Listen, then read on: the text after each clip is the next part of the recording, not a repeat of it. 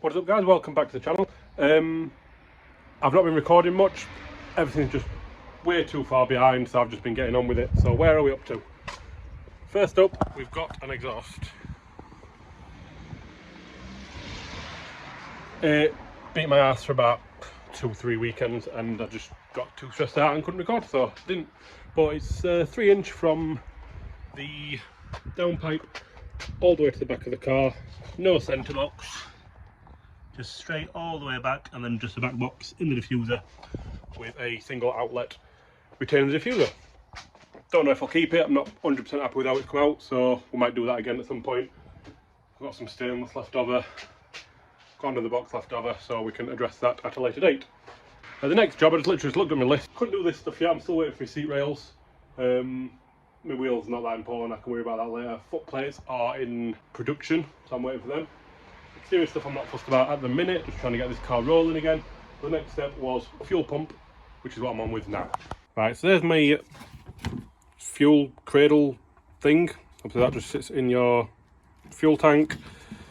That clips onto the bottom of it. This spring keeps it all pushed down, and the old fuel pump sits in there. So I just removed it. That was split, so probably a good job I did.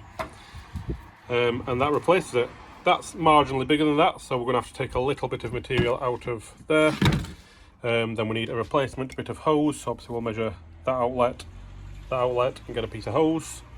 And then the wiring, obviously that's the OEM wiring, that won't fit on there.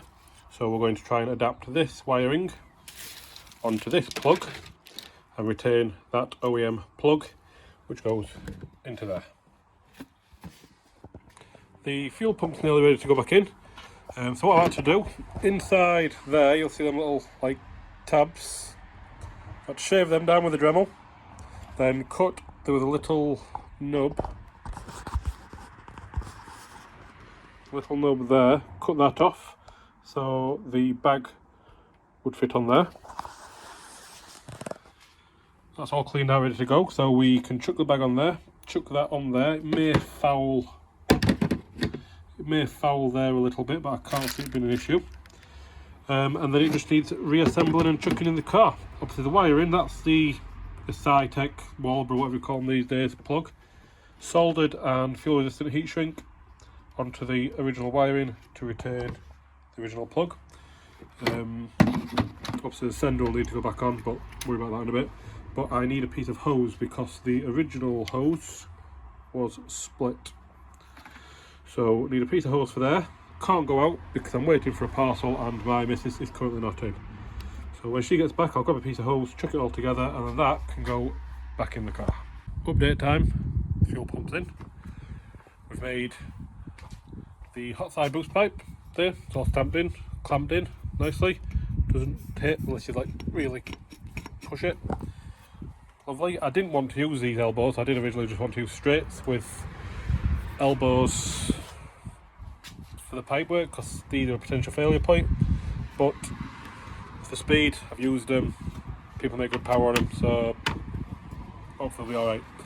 This boost pipe we're just on with here, the pipe itself's made up, goes down there, goes into there, a little bit of an angle, keeps it away from everything. But Megane engines run various sensors for the management. One's a intake air temperature sensor, one's a map sensor, then it has got another map sensor. This one is on the boost pipe, so I bought some machined pieces.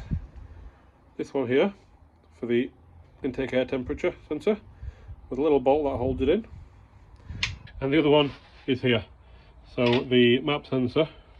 So that just gets welded to the pipe like so. The map sensor goes in to the hole like that, which then just pokes into your pipework, and then you have a little bolt, holds it in place. It does go in there, so you can see there, and keeps it all nice and firm. So I need to just going to sand a little bit off the middle of that so that it sits a bit nice on the pipe. Then I'm going to weld that to that. And we can mock up the temperature sensor position, which is probably going to go somewhere around here. Right, we're making good progress. The boost pipes are done. So we've got a hot side pipe, reducer onto the pipe, across, down into 90. Looks good. Got clearance to this hose, not touching anywhere, and bit of movement there. Does not touch, as close as it does look. This side, obviously 90 there, up onto that section, up, sensors mounted there and there, into this section again, doesn't touch anything, cleared everything, and just clears that hose by about 3mm. So it's all good. So the next step to get the engine running, obviously it needs some oil in it, but we'll worry about that shortly. We need a header tank. This is a phase 1 cooling setup, which means the radiator hoses go to the oil cooler and up to this section here, into the heater matrix and that. Whereas the phase 2 setup is like this, which off of this hose for the cooler, for the oil cooler, you've got this which goes up to the header tank. Then obviously you have a hose off your header tank, off the top one, which goes down to this joint, this thing here. The radiator set up for phase 1, so we're going to use phase 1. I'm going to have a look at mounting that somewhere here. Done a little bit of research, and most people literally just jam it in, wang some hoses on it and call it good, but it will end up splitting, it will end up breaking and rattling to pieces, so we need something more permanent. I'm not quite sure where I'm going to go with that yet. Little update. That's mounted. It's got a piece of alley that's literally just bent at the bottom, goes up, and it's bolted there. And then we've made this little bracket here. It's a bit rough, could do a bit of refining, just hold that nice and solid. I also mentioned the hose setup on this with a phase 1 hose, which means use these outlets and not the extra piece of hosing that would normally come off here. However, I've decided to go completely against that, put the phase 2 hose setup on there, which I'll show you. There you go. So radiator's off, there's your inlet and your outlet. This is the hose setup. Obviously this one has got these 2 hoses that come off there, which would then normally go to the standard oil cooler.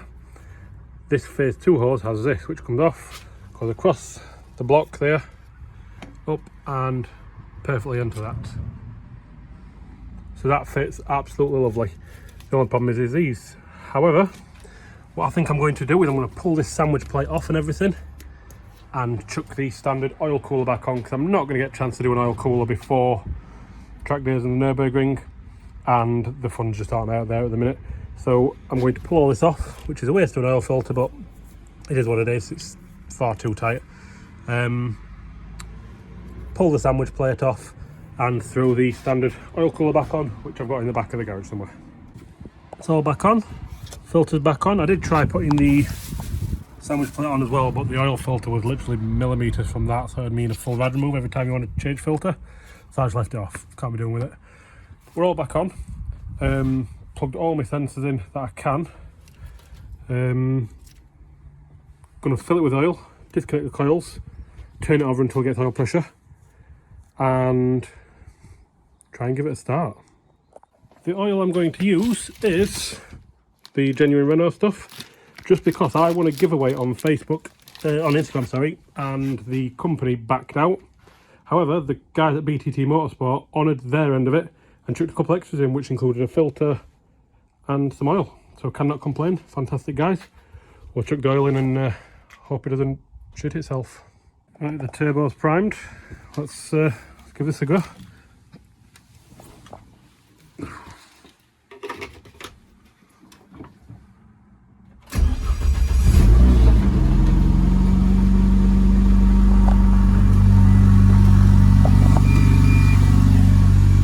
Same braking fault, but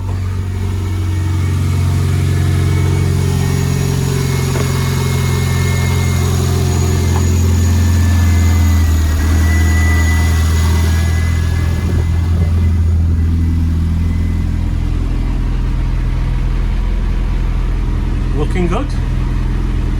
Right, as you can see, it runs fine, plenty of lights I saw and everything. it's actually the next weekend. I packed up, had a couple of days off, but good progress has been made in the meantime. Sorry, lighting. Good progress has been made in the meantime. Two good friends come round, Josh and Rue, thank you very much. They have got done for me numerous things. First of all, rear arches are back together. Look at that, son. Rear arches are back together. Arch liners are in, handbrake cables have been changed. Still waiting for a brake line in the post, but they have been done. They also ground all the welds back and tarred them up. But the other thing, they peel shifted in.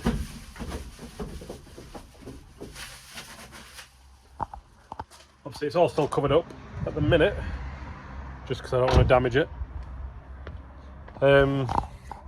I got the front end all together, I got the horn and everything mounted, and the front end pretty much buttoned up, only to find I had a leak on the radiator, which is here, just cooling down. It just needed a little bit of extra weld where it fish-eyed when the weld sinks in on itself.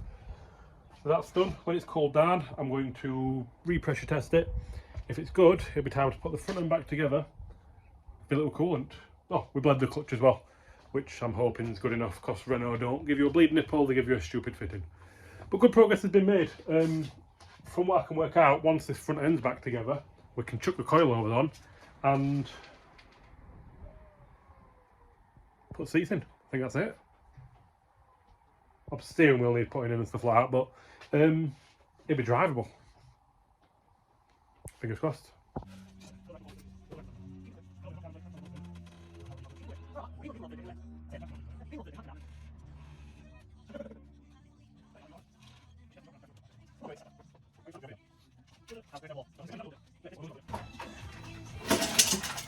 Buy some black tape to cover my Lincoln Electric logo. Professional Sponsorship. Yeah.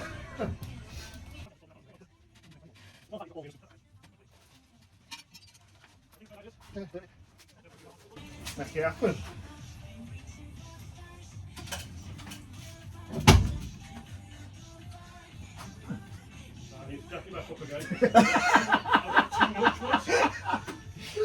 Need set stand for a lower setting. Oh, Yeah, I just need a load of wood from the wheel now. You know them longer pieces, yeah.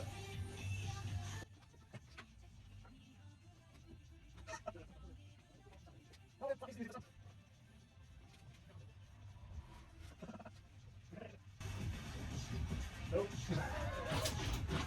We're very close then. Yeah. Wang it in. Need one more piece of wood.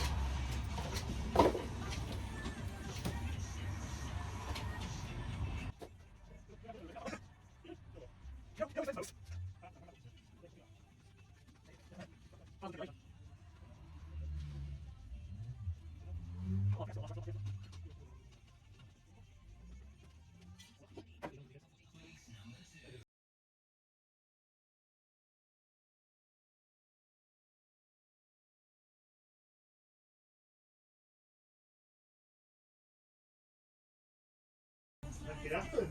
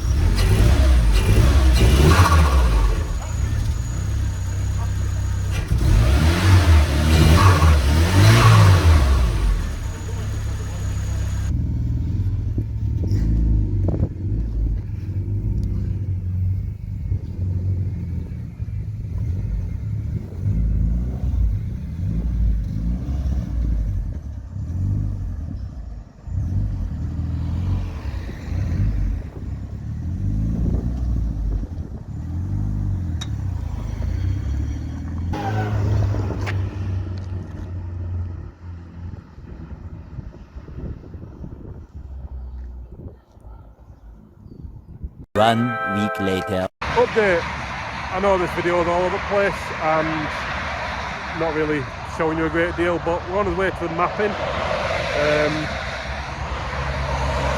Yeah, broke down. I bought some in-tank fuel hose, if you can hear me. I bought some in-tank fuel hose from a local place and it started going soft. So I ordered some good stuff, confirmed with them, and they said, yeah, it's definitely fuel submersible, blah blah blah. I think that hose is gone because there's nothing coming out of the fuel pump. Took the top off while I sat waiting. So yeah, looks like it's not getting mapped today. Right, we've made it to RS Tuning. Got a recovery off a good friend of mine, so cheers Fez. Pulled the fuel pump out and that hose is actually really good. It's soft, but not ridiculously so. I'm actually pleasantly surprised. I'll still change it, but I found the issue. Feed for the fuel pump. My fantastic soldering isn't fantastic. So, spoke to the guys in here. They're going to get me a crimp. We're going to crimp it up properly and hopefully be able to carry on mapping. Update. Still RS Tuning. Fixed it. It turned out to be the wiring for the fuel pump. The hose, I'll still change it. Not now because I've got no hose. But yeah, it was actually the wiring. I soldered it, thought we were doing a good job. Apparently that's a big no-no. It's supposed to be crimped or obviously replace the full wiring and put a new end on each end. So I've been told. So I've crimped it all up, covered it all up, put it all back together, and it's working fine. It is making a bit of a funny sound on partial throttle though. It's like a really loud whistle like a boost leak, but boost leak testers come up with nothing. So hopefully the turbo's not on its way out. But because I've missed my slot, I'm going to have to wait for him to finish obviously the other cars that are booked in, which is fair enough. So I'm just sat here, just waiting for him to do his thing. Sat here waiting for him to do his thing, and hopefully he'll come out and grab me in the next couple of hours and get it mapped.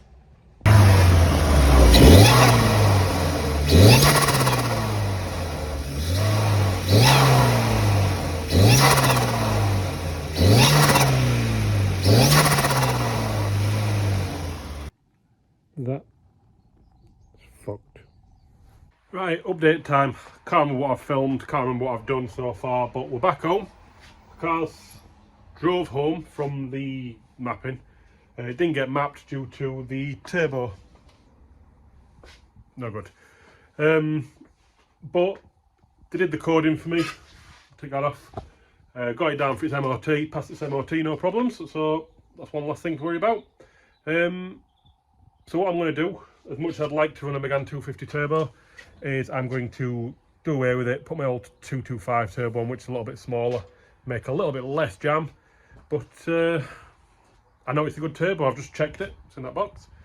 And there's no end plate at all, in and out, up and down, nothing.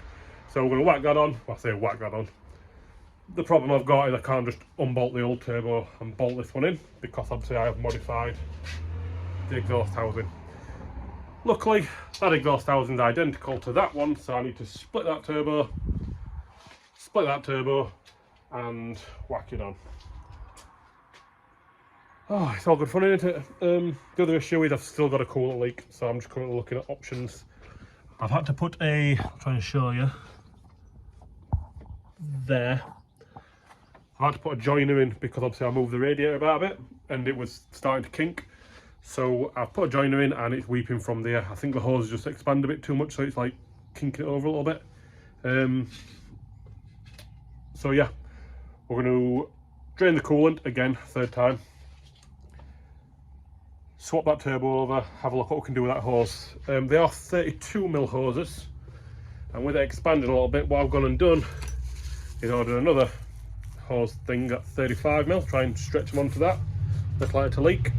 I'm also trying to look at dimensions of newer hoses from other vehicles to try and get something that matches, because I believe, don't quote me on this, I believe this is a Clio top hose because it did have a Clio rad in it.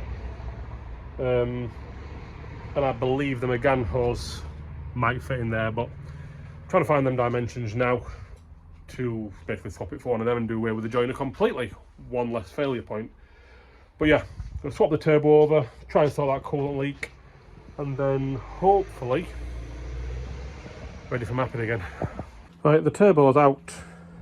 However, the oil return has got coolant in it, and the downpipe, as you can see there, it's got a fair bit of coolant in it. I don't know if you can see actually. But yeah, those fins are pretty damaged. I don't know if you can tell as well, but there's loads of end play in that. Good 1.5 mil. I don't know if you can hear that.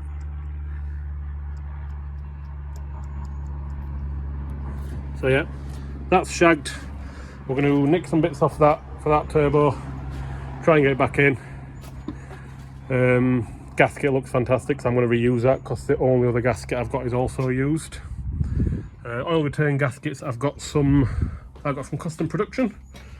These, give them a try. Good bunch of lads them. Back together. Old turbos back in. All intakes pipe on. Ignore that. We'll talk about that in a second. I've modified this pipe with a little bracket. The welding's not great because it's oily aluminium now. Just need to tighten that up. But that's in solid. It's in solid. I put new joiners on because the ones I used previously were very soft and they were a bit baggy. So I put these ones on, trimmed them down, perfect fit. Same with that one. Well, that does still look a little bit baggy there. So yeah, we're all back together. We've done an oil and filter change. Oil's down there. Just need to do a quick boost leak test, which I don't have a tester, so I've taped the intake off. I'll nip that, blow in that, and listen for boost leaks. You'll have to forgive the absolutely atrocious video and the absolutely atrocious sound, which the only amount I've got for my phone or vlog on. Just on a first drive, and seems to be alright. Golden temperature, everything feels fine, it's holding boost fine. So I think we're on to a winner. We can get it booked back in for mapping. Hopefully. Get a couple of pulls, I'll be down about 5 minutes. And yeah, I don't want to get lean on it too much. Obviously it's got a big exhaust, bigger intercooler, bigger boost pipes, and the green dot actuator. So I don't know how much boost it's doing or anything. I've not got an AFR gauge or anything like that. So yeah, that's that. Right, so a couple of days later, test drive's done. Seemed to go okay. The one thing I have noticed is the exhaust is sat on the rear beam, so I need to modify the exhaust a little bit. Job for another day, so all I've done is lift the rear suspension up a little bit just to give me a little bit of clearance. We're booked back in for mapping, RS tuning again at Leeds tomorrow, early doors. So I've just got myself a rucksack. I'm going to chuck some spare tools and stuff in. You know, bottle of water, a couple of bars of chocolate and stuff, just so that in the morning I can just grab my bag and get gone. All I'm going to do is literally just take a selection of sockets, and a couple of screwdrivers, pliers, cable ties.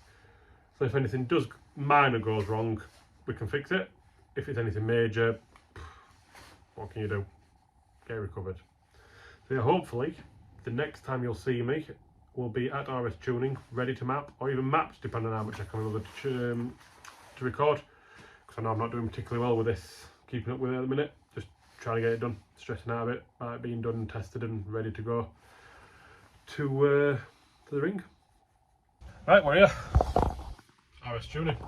The drive up was pretty, everything were alright. Exhaust still catching beam on big bumps, but obviously it's not going to fix itself, so that needs addressing. One issue, it did come up braking fault and I lost my speedo, which I thought I'd solved by nipping up all my earths and my power feeds and stuff into the fuse box. It come up for like 5 seconds on the motorway, so I'm thinking I've got a bad earth or a loose connection somewhere. Just been through, double checked, they all seem okay, nothing catching or touching where it shouldn't be. But everything looks fine. So I'm here early. It's what, about 25 past 8. I don't need to be well 9:30 to set off a little bit early just in case. So I've got an hour to kill. I'll go and let them know I'm here. Probably won't vlog it because it's awkward, and hopefully I'll come back to you with a decent, healthy, tuned engine on this turbo 270 280. So I'm not going for moon stuff, just enough to get by. Fingers crossed, all goes to plan. Right, we're back home. Good news and bad news. Good news, the car's mapped. Really good, really strong engine, really strong turbo, all that good. And we made final figures of 269 horsepower and 293 foot-pound of torque, which is good for stock turbo, stock engine. It should have made more. The green dot actuator I bought to get a little bit more boost, because the standard 225 actuator, they're pretty weak. It turned out not to be a green dot. It was part of that shag turbo I bought, so got done on both sides there. But anyway, it is what it is. We're maximum boost, not making any more power. 269 horsepower, 293 foot-pound. On last year, that's an increase of about 25 horsepower and about 50 foot-pound, so very noticeable. Feels good on the road, but then it started pissing it down, so didn't really get to try it. But we're home. Car drove back okay, apart from the braking fault. Come back, lost my speedo, so I ended up using a GPS speedo to get home. It come back on as I went over a biggish bump on motorway, and then went off again. So I'm guessing there is a loose connection somewhere. So at some point I'm going to pull the car down, go for all connections, check all earths are nice and clean, and make sure it's all good. But that is one big thing off the list, and it's where I'm probably going to call this video, because there's just been all sorts of shit on this video. One more thing off the list though. No prime turbo, it's already been primed. We can cross off the mapping, and the injectors are in. We did go for the 630 injectors. It didn't necessarily need them at this power level, but the old injectors were somewhere near the limit of that, so chuck them in. It's future proofing. If I ever want to in the future, I could chuck a 250 actuator on and get it retuned, or even a 300 turbo. The engine's on 130,000 miles, so I probably shouldn't push it too much anyway without giving it a refresh. But yeah, sorry this video's been everywhere, sorry the content's not been great, but I need to get the car done. I need to get it tested in time for ring trip in 6 and a bit week. Doing that around the family and helping friends and things, it's not always easy. So again, thanks for putting up with me, thanks for watching, and if you've got to this point in the video, thank you very much again. I'll catch you on the next one.